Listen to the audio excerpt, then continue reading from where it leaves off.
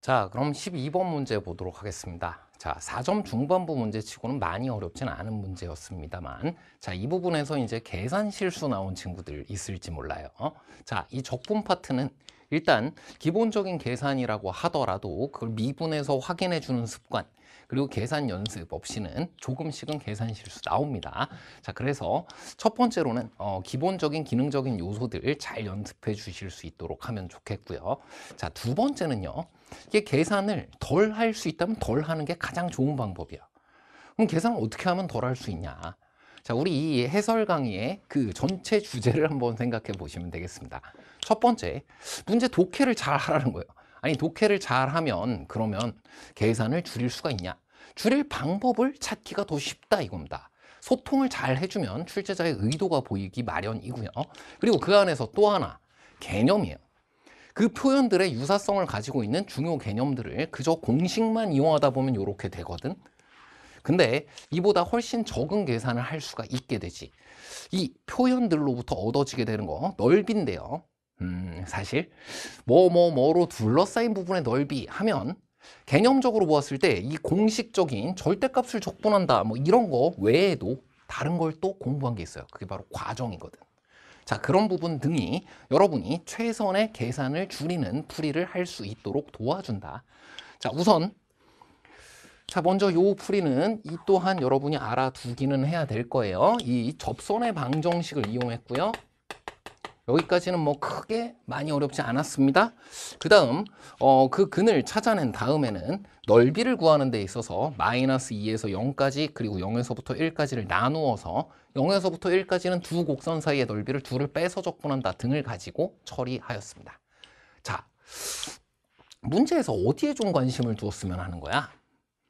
자, 문제 마지막 줄에 곡선 y = fx와 세 선분 뭐뭐뭐로 둘러싸인 부분의 넓이는 이렇게 되어 있어요. 곡선 뭐뭐와 뭐뭐로 둘러싸인 부분의 넓이. 심지어 여기 세 선분입니다. 굳이 직선이라고 표현해도 될 것을 x축이라고 표현해도 될 것을 선분. 따라가 볼게요. 문제의 표현 자체가 지금처럼 우리에게 뭘 촉구하고 있었다? 이런 의도를 좀 받아들이자. 기하적 관찰을 촉구하고 있었고요. 별도의 다른 것을 많이 생각하지 않아도 이 부분이 뭐예요? 직각삼각형. 아, 이 전체 넓이를 구할 때 이와 같은 적분이 필요했던 것이 아니라 여기서 빼주면 된다. 이만큼 빼주면 된다. 그래서 이 왼쪽에 있는 녀석은 물론 그 부분을 구하라고 한 것은 아니었지만 인테그랄 마이너스 2에서 1까지 f라고 구하면 되고 거기서 이 직각삼각형의 넓이 하나 구해주면 된다. 자, 여기까지. 그리고 이 직각삼각형이라는 게 우리에게 떠올리도록 하는 게 하나 더 있잖아요. 사실 그래서 접선의 방정식조차도 사실 이용하지 않았어도 괜찮습니다. 자, 문제 안에 접선, 접점 등의 표현들 다 밑줄 그어 놓고요. 자, 이제 역시 떠오르는 개념어들 하나씩 찾도록 하겠습니다. 자, 이 접선에 대해서는 두 가지 개념이 떠올라주면 좋아요. 하나는 미분계수의 기하적 의미. 또 하나가 접선의 방정식인 겁니다. 자, 접선의 방정식을 먼저 구해두고 이 곡선 위에 있는 모든 접선들을 다 구해본 거예요. 그 중에 원점을 지나는 녀석을 골랐다라는 방금 전의 풀이. 이 또한 여러분이 같이 이용할 수 있도록 하고 읽어낼 수 있도록 하고 하면 좋겠고요. 자, 지금은 이것을 생각을 해볼게요. 왜? 지금 이 직각삼각형이 같이 떠올랐잖아. 자, 이것이 평균값 정리 등에서도 우리가 평균 변화율, 순간 변화율 등으로 자주 생각하는 지점이므로 이와 같이 바깥 한 점에서 접선을 그었을 때 언제나 여러분이 이용할 수 있는 내용이 되겠습니다. 직선 OA라는 녀석의 평균 변화율을 직각삼각형으로 구해주면 이 A점의 좌표를 t, ft라고 해주면 어떤 계산을 통해서도 구할 수 있냐? 직선 OA의 평균 변화율 바로 t분의 ft가 되는 거예요. 그게 뭐랑 같아지면 되냐? 이 점 A에서의 접선의 기울기이므로 이 곡선 y 이퀄 fx의 이 지점에서의 순간 변화율이 되는 겁니다. 그게 미분계수의 기하적 의미니까요. 자, 이런 직각삼각형을 통해 평균 변화율 등을 공부하였고, 그걸 한없이 조그맣게 만들면서 순간 변화율이라는 것을 공부하였고, 지금처럼 이렇게 여기를 바라봤을 때 그 바라보는 시각선과 이 점에서의 접선의 기울기가 스치듯이 지나감을 이야기하고 있는 표현이다. 이렇게 해서 이쪽을 F'T 해주게 되면 이 2차식에다가 널 곱해주면 3차 방정식 바로 만들어지잖아요. 자, 그래서 3차 방정식 구해보게 되면 역시 똑같은 t 세제곱 더하기 t제곱 마이너스 2 이퀄 제로 이런 것이 얻어지게 되고요. 자, b라는 점 이게 마이너스 2 콤마 뭐라고 되어 있었거든? 양수겠네요. 자, 그래서 너의 그치 방금 전에 앞선 문제들을 통해서 했었습니다. 3차 이상의 방정식에서 이 부분에 약수를 먼저 집어넣어 주면 되고요. 그리고 좀 더 이 3차 방정식에서 더 복잡한 계산이 있을 시에는 자주 나오진 않습니다만 이 앞에 있는 녀석의 약수로 나눈 거까지를 대입해 주면 되는데, 지금은 잘 보면 1, 2 등을 대입해 보면 됨을 알 수 있었고, 1을 대입했을 때 제로가 됨, 양의 실근을 바로 얻을 수 있었다. 그리고 t-1 뒤에 남게 되는 것이 t제곱 그리고 2t 플러스 2입니다. 역시 완전 제곱식 t 플러스 1의 제곱보다 1만큼 크기 때문에 이쪽은 제로가 될 수가 없어요. 그래서 지금처럼 접점으로 가능한 t, ft의 좌표 t 이퀄 1 하나밖에 없음을 확인할 수가 있었고요. 자, 그 다음은 여기가 1이 되었기 때문에 접선의 방정식 자체를 구하는 것도 원점을 지나는 직선에서 이 점에서 F'1만 구해주면 됩니다. 아, fx식을 가지고 있으니까 F'1 이퀄 6 어렵지 않은 계산으로 계수의 총합으로 구할 수 있고요. 프라임의 계수의 총합을 말하는 겁니다. 그렇다면 이 또한 6이 되는 것까지를 바로 얻을 수 있었잖아. 자, 그래서 F'1 이퀄 6이라는 걸 통해 바로 이 직선의 방정식 바로 y 이퀄 6x임을 얻을 수 있었고, 자, 사실은 그 6x까지가 필요했던 것이 아니라 1, 그 다음 네가 뭐가 된다? 6이 된다. 왜? 기울기가 6이어야 하니까. 그래서 방정식 혹은 미분계수의 기하적 의미 두 가지를 모두 이용할 수 있었던 것처럼 여기에서도 이게 y 이퀄 6x가 된다까지를 모두 얻는 방법도 있지만 1이고 6이기 때문에 이 녀석의 넓이는 얼마가 된다? 바로 3이 된다라고 구해버리는 것도 방법이 되겠습니다. 자, 그럼 이 부분의 넓이 한 번의 적분을 통해서 구해주시면 되겠고요. 자, 그 부분 계산 모두 처리해 주게 되면 결과적으로 13 빼기 4분의 1 정도로 계산이 됩니다. 마지막 3을 빼는 것은 중도에 같이 집어넣어서 계산을 해주시면 되겠고요. 그래서 인테그랄 마이너스 2에서 1까지 f. 그럼 여기까지의 넓이가 나와. 거기서 요만큼 잘라내주면 돼. 그게 바로 3이야. 가장 작은 계산을 통해서 여러분이 4분의 51을 구할 수 있는 방법이었고요. 자, 여기에서 이 부분에 대한 기하적 관찰을 통해 너 같은 퍼즐 조각 맞추기 같은 것을 우리가 떠올릴 수 있는 부분, 자, 이런 부분을 원래 좋아했던 친구들이 아니라고 하더라도 자, 이런 내용에 대해 계산에 해당하는 공식만 공부하도록 돼 있는 게 아닙니다. 우리에게 주어지는 학습 목표잖아요. 자, 그 부분에 대해서는 이걸 설명해 나가는 과정까지, 의미까지 모두 공부하도록 돼 있고 그게 기하적인 관찰에 이용되는 내용이 되는 거예요. 자, 간단히 복습하면 자, 두 곡선으로 둘러싸인 부분의 넓이, 이 표현 자체가 우리 지금 문제 안에 있었잖아. 자, 그거를 A에서 B까지 절대값 F 빼기 G dx 이렇게 구하잖아요.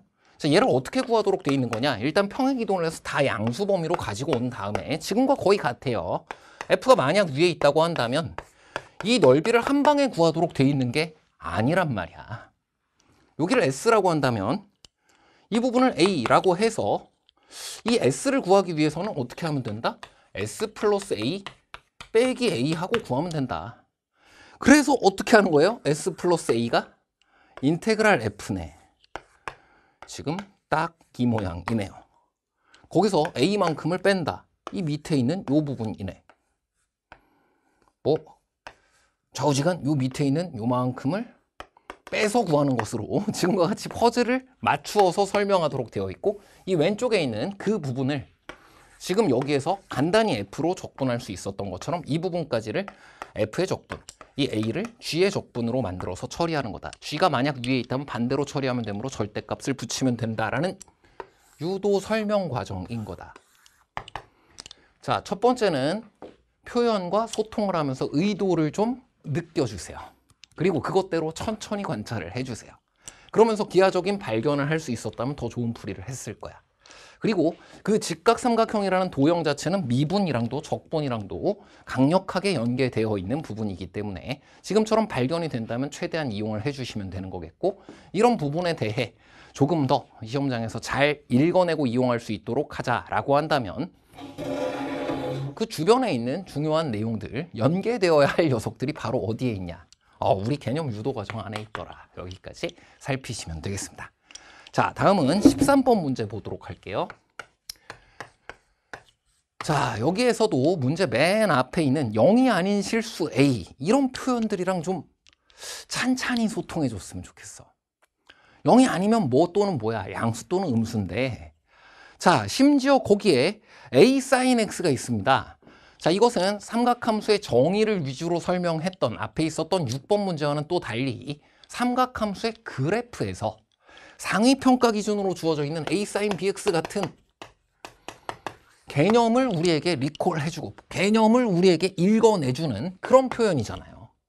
자, 이 A는 뭐랑 관계가 있었냐면 확대 축소를 뜻하는 그와 같은 기하적 의미를 가진다. 자, 의미 Y축 방향으로의 확대 및 축소 비율을 말하는 거다. 그리고 그 A라는 녀석이 0이 아니라고 했기 때문에 A가 양수일 때, A가 음수일 때 두 가지 경우로 나누어서 이 사인, 이 B도 없잖아요. 사인 X가 이렇게 지금 음수 범위까지 생각하면 이렇게 되어 있는데 A가 양수라고 한다면 이 상태 그대로의 확대 축소 비율을 의미하고 있을 거야. 근데 A가 음수라고 한다면 이거 뒤집어 놓은 상태에서 확대 및 축소를 의미하고 있을 거야. 등의 판단 기준 및 그것의 기하적 의미까지를 알고 시작했으면 어땠을까? 자, 고난도 문제일수록 여유가 좀 없어지잖아요. 자, 그런 부분을 연습해야 된다는 거지. 그래서 지금은 총평에서도 얘기했듯이 막 서두르는 연습을 너무 빨리 시작하려고 너무 서둘지 않아도 좋겠다라고 얘기를 했었던 겁니다. 자, 좀 너무 서둘지 않았으면 좋겠어요. 너무 서둘다 보면 독해를 안 하고 개념을 덜 이용하게 돼. 그래서 적어도 우리 엔제 함께 공부해 나가는 시즌 동안에는 그 문제마다 천천히 여유롭게 문제와 천천히 뜯어보면서 소통해 나가면서 이거 안에서 읽히게 되는 최대한의 개념적인 힌트를 모두 이용하도록 한다. 자, 그럼 이제 바로 가보도록 할게요. A가 0보다 클 때, 자, 음수 범위만 바뀌는 거고 양수 범위 0 이상인 부분에 대해서는 코사인 X 지금처럼 뒤집은 거 앞에 어디에서 6번 문제에서 나왔던 코사인 X 뒤집힌 그 녀석 여기 있어요. 그걸 1만큼 평행 이동을 이렇게 해주면 돼.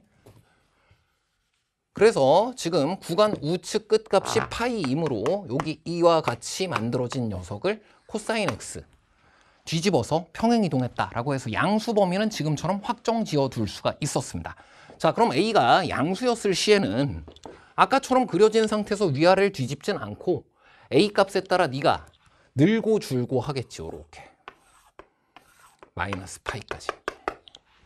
자, 그래서 마이너스 파이에서부터 이와 같이 처리해 주었을 때 최대값과 최소값을 지금 확인할 수가 있었고요. 물론 마이너스 2분의 파이겠지만 그거 몰라도 돼. 아, 이게 원래 마이너스 1에 걸쳐져 있었는데 A 배만큼 갔을 거 아니야? 아, 여기가 바로 무엇이 됨을 확인할 수 있었다. A가 양수였으므로 마이너스 A. 진폭 자체가 어떻게 되느냐라는 것이고요. 아, 이 확대 및 축소. 이제 여유가 생기네요. 삼각함수의 그래프에서 제일 먼저 공부했던 것은 대칭성, 주기성, 그리고 정의역과 치역이었습니다.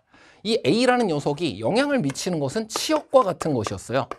지금 치역 전체가 나타나는 것은 아니지만 지금 맨 밑에 가장 작은 하한선의 값을 지금과 같이 찾아낼 때에는 아, 이게 마이너스 A에서 A까지를 치역으로 갖는구나.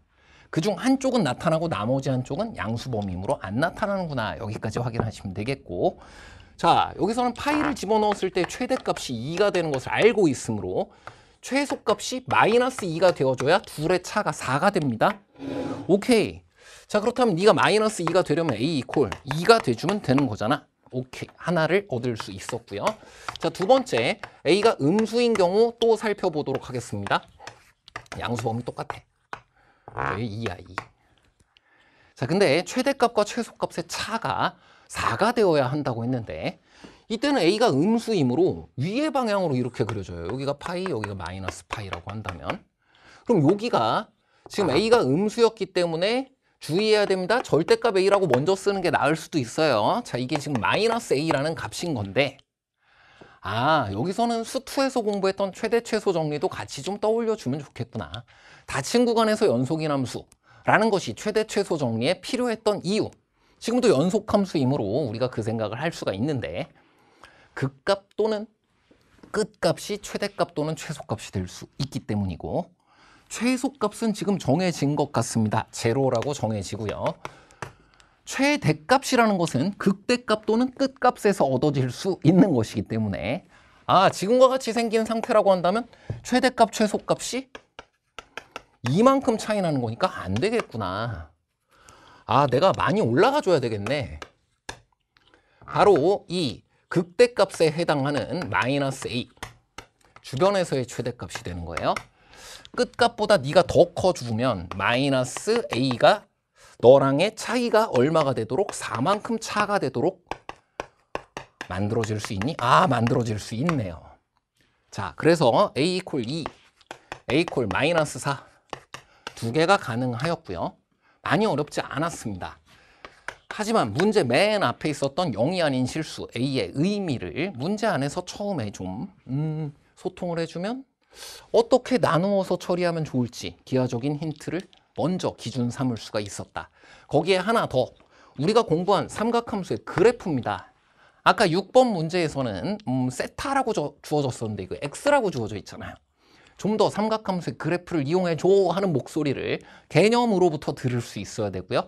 a sin bx는 자 이쪽 부분도 복습 대상이에요. 그러니까 x축 방향으로 느리고 줄이기 때문에 이건 주기에 영향을 미치게 되고 이 a라는 녀석은 최대 최소 진폭, 치역에 영향을 미치게 된다.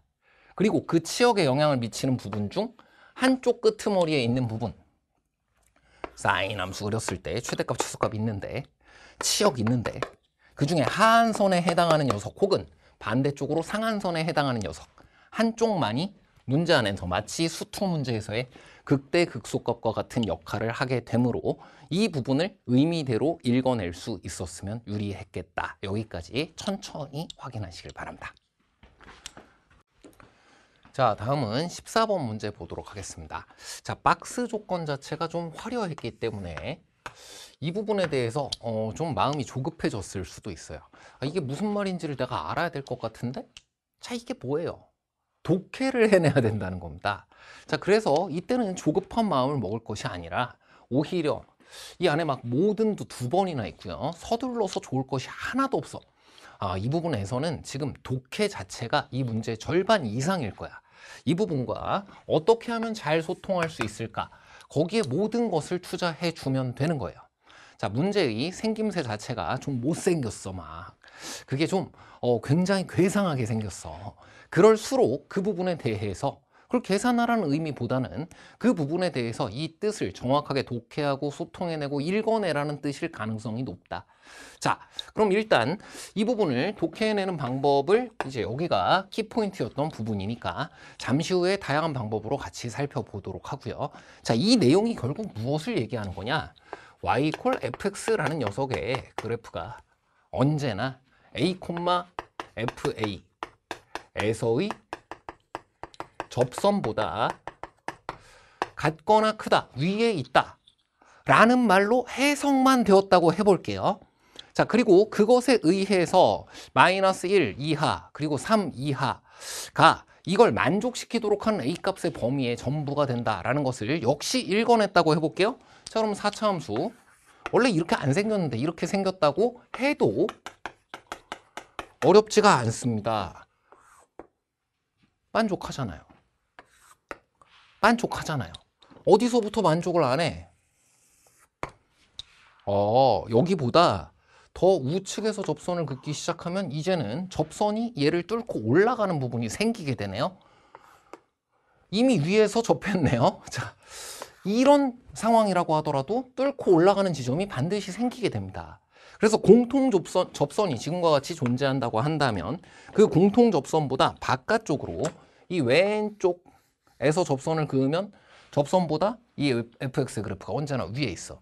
또 여기에서 이렇게 그었다라고 했을 때 접선보다 fx의 그래프가 언제나 위에 있게 된다. 그래서 공통 접선인 그 순간까지가 가능하기 때문에 x 이퀄 마이너스 1, x 이퀄 3이다. 까지만 했으면 그 뒤를 식을 결정하는 것은 매우 쉽습니다. fx 빼기 공통 접선의 식이라고 할게요. 그리고 그 녀석을 mx 플러스 n 등으로 둔다고 할게요. 자, 이 녀석이 지금 두 개를 뺐을 때 여기서 함수값도 기울기도 같기 때문에 뺀 것 자체가 이 뺀 함수 자체가 함수값도 제로고 기울기도 제로가 됩니다. 그래서 인수 정리를 두 번 쓸 수 있기 때문에 x 플러스 1 제곱이 되고요. x 빼기 3 제곱이 되고요. 이 fx라는 4차 함수의 최고차항의 계수가 1이었기 때문에 이것으로 끝이야. 거기에 문제에 주어져 있는 것이 f'1의 값이 주어져 있고요. 1. f1의 값이 주어져 있고요. 15. 15 맞니? 맞아요. 그래서 이것만 계산해 주어도 m의 값이 바로 1이 나오고 이것만 계산해 주어도 n의 값 또한 바로 마이너스 2 하고 구해지기 때문에 식이 모두 다 구해진 거야. 그 상태로 지금 f4를 구하라고 했으니까 물론 평행이동 등을 이용해서 좀 더 편하게 계산할 방법도 있습니다만 왜 읽어냈으면 그 다음 계산 요만큼이다 이 얘기예요. 집어넣어주면 25에다가 4를 더하고 2를 빼주니까 27 정답이 바로 얻어지게 되는데 MN을 모두 결정했잖아. 자, 그럼 이걸 독해내는 과정은 과연 어떤 것이냐? 무엇을 이용해서 우리가 이것을 읽어낼 수 있냐? 자, 이 독해 및 소통 과정에 시간이 오래 걸리더라도 괜찮다라는 이야기를 하는 겁니다. 이만큼 밖에 안 돼요. 그래서 내가 여기에 이걸 무슨 말인지 알아듣기 위해서 특히 박스 조건에 지금처럼 못생긴 거 하나가 떨렁 들어가 있을 때 그 내용에 대해서만큼은 내가 적극적으로 여유 있게 천천히 소통해 볼 가치가 충분히 있더라. 자, 그럼 이제 첫 번째 우리에게 필요했던 것을 보도록 하겠습니다. 부등식이라는 거예요. 자, 부등식은 뭐뭐다 라고 한다면 여기를 한 두 가지 정도 매우 좋은 답으로 채워낼 수가 있어요. 부등식의 활용이라는 중요 학습 목표가 도함수의 활용 파트에 있기 때문에 이 부분에 대해서는 우리가 도함수의 활용을 통해 어떻게 이것을 다루는지 알고 있어야 돼. 부등식은 최대 최소다. 좋습니다. 그 구간 내에서의 최대값 또는 최소값을 살펴서 최소값 자체가 0보다 크다라고 한다면 전부 0보다 크다라고 말할 수 있잖아. 그걸 이용하는 것이기도 한데 지금은 부등식이 어떻게 생겼어요? 이렇게 양변으로 나뉘어 있잖아. 그때 이것을 각기 따로 다루는 것이 기본이 아니었습니다. 자, 여기에 첫 번째 정답은 최대 최소이지만 지금처럼 양변으로 나뉘어 있을 때 정답은 빼기다 이거잖아요. 그래서 이걸 읽어내기 위해 첫 번째로 우리가 했어야 하는 행동 바로 무엇이냐? 양변에 나뉘어 있는 이 적분식 두 개를 빼서 지금처럼 0 이상이다 라고 표현하는 것이 먼저였다. 자, 문제 안에서 이런 개념어를 읽어냈기 때문에 지금처럼 해볼 수가 있었던 거예요. 그러고 보니까 그럴듯하네. 이 x1, x2는 지금 두 개나 있기 때문에 미분하라는 뜻이 아닙니다. 이 두 개나 있는 얘네들을 가지고 우리가 식을 통해서는 적분 구간이 동일하므로 정적분의 성질에 의해 이것을 합쳐볼 수 있다라는 것을 얻게 되지. 이걸 세모, 이걸 동그라미라고 하면 동그라미 빼기 세모 이렇게 되는 거잖아요. 그게 0 이상이다. 자, 기하적으로는요. 적분 구간이 동일하기 때문에 이 상황에서 내가 이걸 미분하도록 하는 게 아니야. 두 개가 다 움직이는 이런 함수에 대한 미분은 공부한 적이 없거든. 그래서 이 상황에서는 기하적으로는 넓이 등의 의미를 가지고 생각을 해볼 수도 있겠구나 등 여러 생각을 할 수 있지만 자, 지금은 개념적으로 따라와 봤습니다. 첫 번째, 부등식은 빼기다. 부등식의 활용이라는 첫 번째 개념을 이용하였고요. 두 번째로는 적분 구간이 이렇게 동일할 때 정적분의 성질을 이용할 수 있다. 이 또한 중요한 개념이었습니다. 여기까지 필연적으로 따라와. 그리고 나면 그 다음은 x1부터 x2까지 ft 빼기 이렇게 묶여요. 이게 f't를 t-a 그 다음 더하기 fa 이렇게 되더라 이거야. 아, 이만큼이 0 이상이다 라는 것이므로 이건 ft라는 함수 및 그것의 접선의 방정식이라고 생각할 수 있겠구나. 자, 기하적으로 우리가 접선보다 fx가 항상 위에 있어야 한다라고 생각했던 이유 첫 번째가 있었고요. 자, 그리고 두 번째로는 이것을 식을 통해서 다루어 나가는 과정 안에서 정적분의 성질 등을 통해서 이와 같이 처리해 볼 수 있었기 때문에 이 전체를 하나의 함수처럼 보고 다루는 방법 또한 있겠고요. 자, 이 두 가지 방향성 다 살펴보도록 하겠습니다. 자, 하나는 그냥 기하적으로 생각을 해볼게요.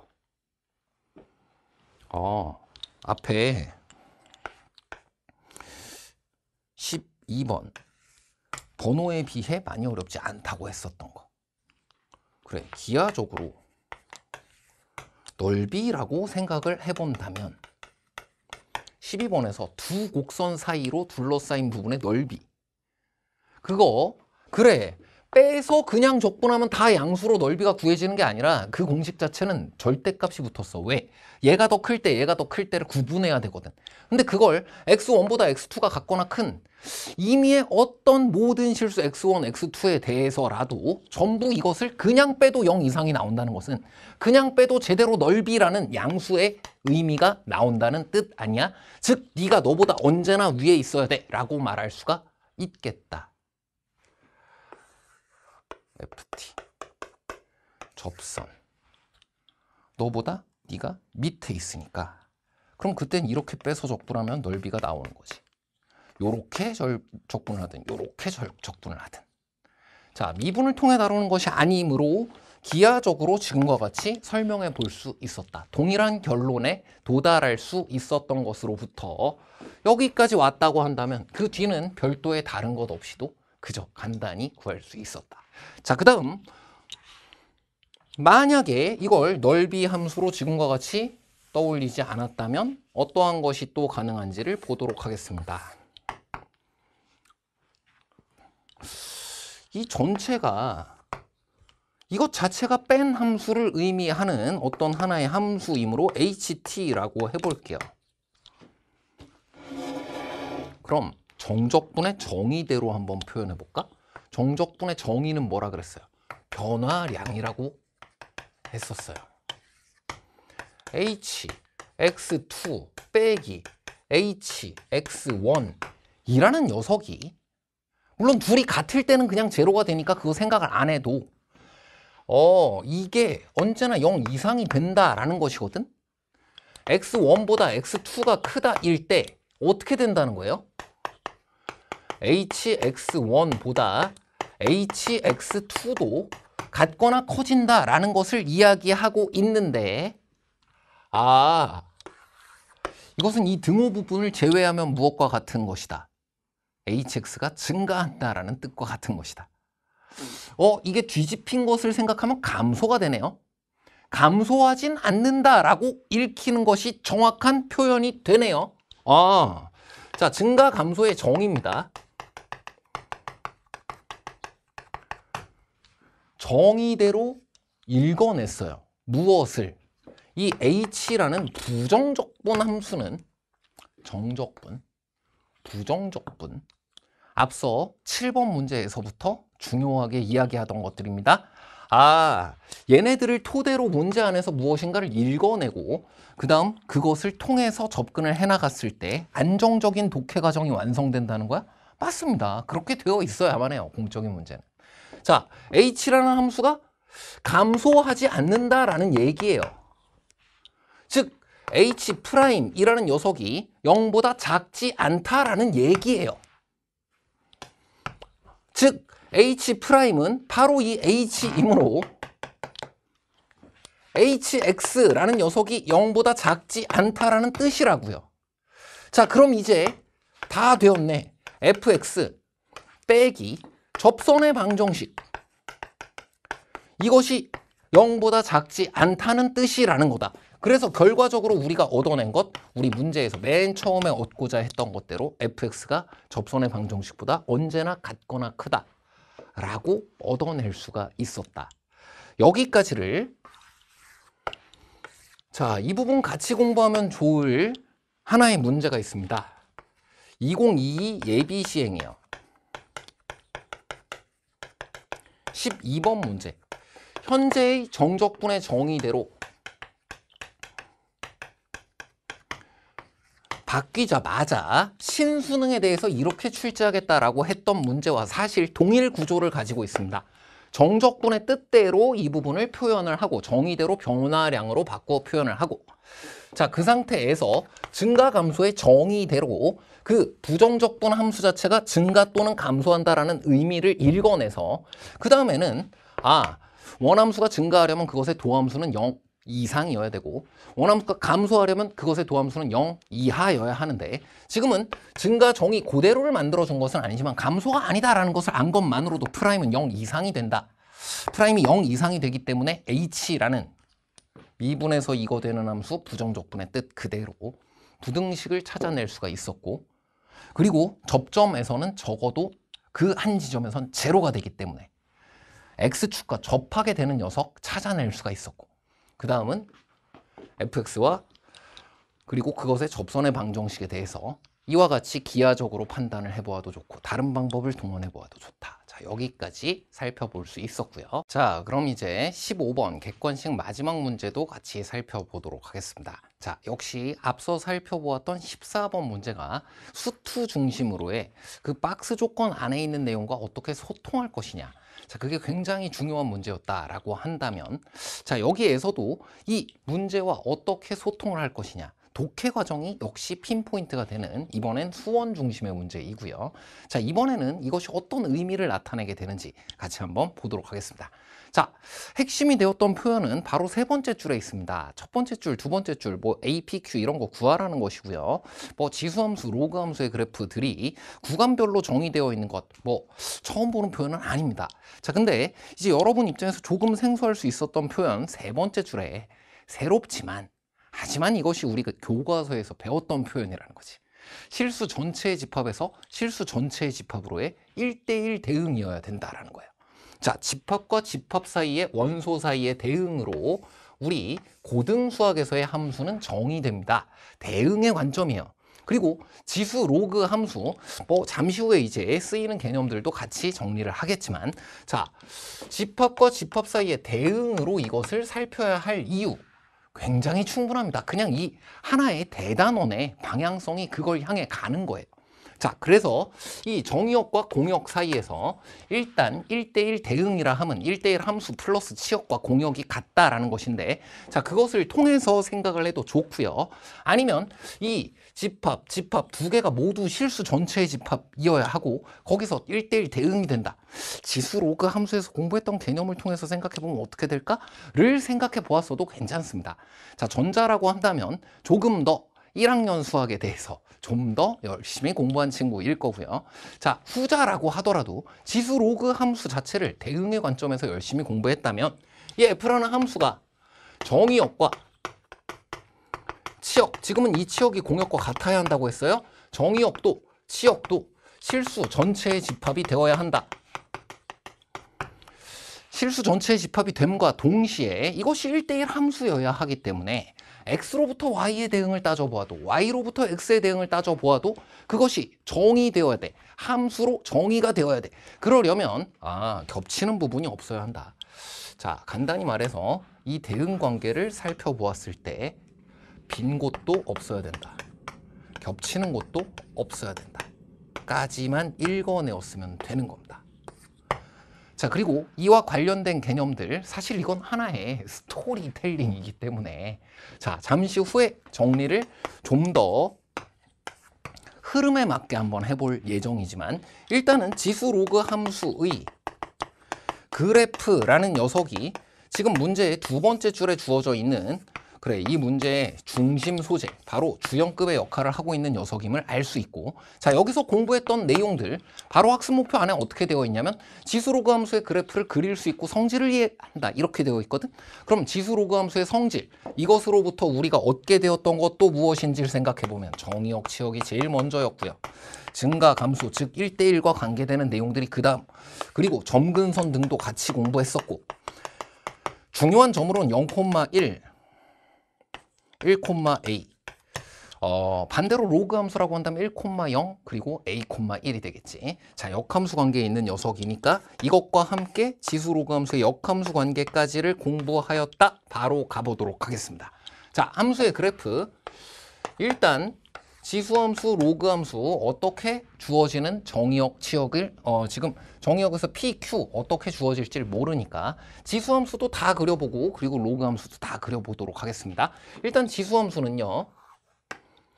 공부했던 과정을 뽐낼 줄 알아야 돼. 내가 공부했던 과정 안에서 지수함수는 일단 y = 2x제곱 얘부터 그리는 거였거든. 정의역이 있는데 치역에는 지금 현재 제한이 있었고, 자, 이것을 평행이동을 해서 y = -4까지 내렸어요. 자, 그럼 여기 중요하게 잡혔던 0,1이라는 점, 0,-3까지 가게 되었고요. 자, 그 상태로 절대값을 씌워주는 것이 지금 바로 윗줄에 있는 식이기 때문에 음수 부분을 마이너스 부호를 붙여서 양수로 만들어주면 됩니다. 자, 그래서 그것에 의해서 얻어지는 것은 바로 이와 같은 대칭 이동이 되는 거고요. 아, 이렇게 중요했던 점들은 다 살려줘, 지금처럼. 그 다음 점근선 같은 중요했던 내용들도 다 살려줘, 지금처럼. 자, 여기까지를 우리가 정확히 살필 수만 있으면 오케이. 자, 나머지는 로그 함수의 그래프는 이렇게 증가하면서 그려질 거잖아요. 자, 여기에서 이제 우리가 정의역, 치역만을 중심으로 해도 이게 로그 함수고요. 그 다음 여기 지수 함수인데, 아, 로그 함수 때문에 문제가 생길 수 있는 지점을 일단 파악하였다. 로그 함수에 정의역에 제한이 있었거든. 이것만 생각해도 물론 다른 추론 방식을 이용할 수도 있습니다만, 만약에 P가 음수잖아요. 그럼 P부터 Q까지 로그 함수로 정의를 해야 되는데 정의역에 빈 공간이 생겨. 아, 이때는 정의역이 실수 전체가 안 되게 돼요. 자, P가 양수라고 한다면요.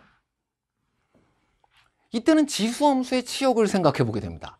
아, 여기서 제한 요소가 생겼던 게 지수함수는 치역 쪽에 제한 요소가 생겼었고 로그함수는 정의역에 제한 요소가 생겼었는데 절대값을 붙였다 하더라도 이 빨간 그래프를 모두 다 그렸다고 생각해도 치역은 0 이상입니다. 그럼 치역이 실수 전체의 집합이 되도록 하려면 이 로그함수의 이 밑에 있는 이 부분만큼은 무조건 다 그려줘야 되겠네요. 그러기 위해서는 요 끄트머리가 잘리면 안 될 거야. 여기 점근선이기 때문에 조금만 잘려도 엄청 많이 날아가요. 아, 실수 전체의 집합에서 음수 저 끄트머리에 있는 부분, 치역이 실수 전체의 집합이 되도록 음수 저 멀리를 담당하고 있는 녀석은 내가 되어야 하기 때문에 P가 양수가 되어서 PQ, 얼마나 Q를 넓게 잡아준다고 하더라도 음수 부분이 치역에서 잘려버리게 됩니다. 아, 이렇게 되었을 때는 치역이 실수 전체의 집합이 될 수 없으므로 여기에서 그냥 P = 제로가 얻어져 버렸어요. 정의역과 치역만으로도 충분하더라, 이 얘기지. 자, 그럼 이제 P를 알았으니까 다시 한번 그려보도록 하겠습니다. 여기가 3이고요. 여기가 4, 점근선이 있고요.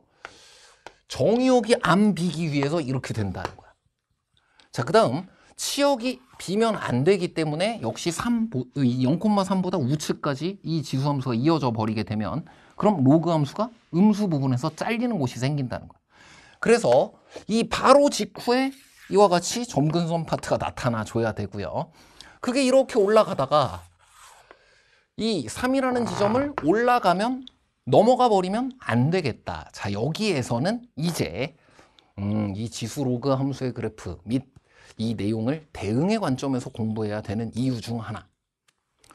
지수함수도 로그함수도 1대1 함수. 그러므로 y로부터 x의 대응을 찾아도 언제나 하나씩만 찾아진다. 그러니까 2의 세모제곱과 2의 네모제곱이 같다고 한다면 세모와 네모가 같다고 언제나 말할 수 있다. 당연한 것 같지만 이런 함수는 흔치 않다. 저런 함수도 있지 않냐. 거듭제곱근, 짝수제곱근만 생각해도 실수인 것이 y로부터 x의 대응을 따지면 2개, 1대 다로 나오잖아. 1대1이 아니잖아. 바로 옆에 있는 16번 같은 쉬운 문제로 주로 출제되지만 지수로그 방정식 부등식의 기본 원리는 지수로그 함수의 대응의 관점이었습니다. 자, 여기까지 살펴주면 여기 겹치면 안 돼. 그래? 그럼 Q를 좀 생각을 해보았을 때 이게 만약에 올라가는데 좀 더 사이즈에 맞게 그릴게요. 이런 부분도 겹치면 안 되는 거잖아. x로부터 y로의 대응이 각각의 정의역의 원소마다 하나씩만 대응되어야 함수인데 역함수도 정의되는 그 상황인 거예요. 그래서 y로부터 x의 대응, 수직선을 그으나 수평선을 그으나 이런 직선들을 평행하게 쭉 그어가면서 테스트해 주었을 때 하나씩만 만나야 되고 겹치지 않아야 되고 그러면서 빈 곳도 없어야 되고 어딘지를 알아버렸다. 일단 네가 여기로 주어줘야 돼요. 로그 함수도 여길 침범하면 안 돼. 3과 4 사이를 침범해버리게 되면 로그 함수 또한 3과 4 사이를 침범해버리게 되면 y로부터 x에 대응 2개 만나는 지점, 겹치는 지점이 생겨버리잖아. 자, 그래서 정의역도 치역도 실수 전체 집합으로 빈 곳 없이 채워주면서 겹치지 않도록 대응 관계를 설정해준다? 끝입니다. 여기가 Q인 거예요. 자, P를 알았는데 Q를 알게 되었습니다. 이건 어떻게 해주면 되니? 지금 지수식에다가 집어넣어서 함수값이 딱 4가 되도록 해주는 2의 Q제곱 빼기 4의 절대값 여기까지를 해준 것이 바로 4가 되도록 하는 Q의 값을 찾아주면 되는 것이고요. 2의 Q제곱이 8이 된다. 왜? 이 부분은 지금 양수범위라서 뒤집히지 않은 것이니까 절대값을 그냥 없애도 되잖아. 그래서 2의 Q제곱이 8이 되려면 Q는 3이다. 역시 방금 이야기하였던 지수함수에서는 그 1대1 함수임을 이용해서 너와 네가 같아도 된다라는 결론 지점을 이용할 수 있는 거다. 자, P와 Q를 모두 찾았으니까 이제 우리가 구해야 하는 것은 F2분의 P 플러스 Q. P가 제로고 Q가 3인 것을 좀 싱겁게 찾았어요. 그래서 F2분의 3을 구해주면 되는 것이고 자, F2분의 3을 구한다. 그럼 그거는 이 Q의 값이 3이니까 로그 함수 범위에 있는 녀석이거든? 그래? 그럼 이건 어떻게 되니? F2분의 3이라는 녀석을 로그 함수 범위에 들어가는 것으로 찾아주게 되면 A 플러스 로그 2분의 3을 이걸 구해주면 되는데 로그 2의 2분의 3 이걸 구해주면 되는데 A는 어떻게 썼지? 여기가 지금과 같이 Q를 대입하였을 때 여기는 3이 되어 주어야 역시 치역의 빈 곳이 안 생기게 되네요. 다시 한번 치역의 빈 곳이 생기면 안 된다라는 것을 통해서 로그 A 플러스 로그 2의 3을 계산해 주었을 때는 그 함수값이 3이어야 한다. 여기가 3,3 여기가 Q가 3이니까 3,4가 되는 거고요. 자, 이 값이 3이 되어야 하기 때문에 A의 값을 여기 집어넣어주면 됩니다. A의 값을 3-로그 2의 3이라고 구해주게 되면 이건 3-로그 2의 3 마이너스 로그 2의 2분의 3이라고 마이너스에 마이너스가 플러스잖아요. 반대로 계산해도 됩니다. 자, 로그의 성질에 의해 이걸 나누어 주었다라고 한다면은 무엇이 만들어지는 걸 확인할 수 있어요? 이 부분 로그 2의 2가 되네요. 3에서 2를 뺐기 때문에 정답 2가 3에서 1을 뺐기 때문에 이 부분의 값을 계산하면 로그 2의 2, 1이 된다고 했습니다. 정답 마지막 계산은 찬찬히 지금처럼 해주시면 되겠습니다.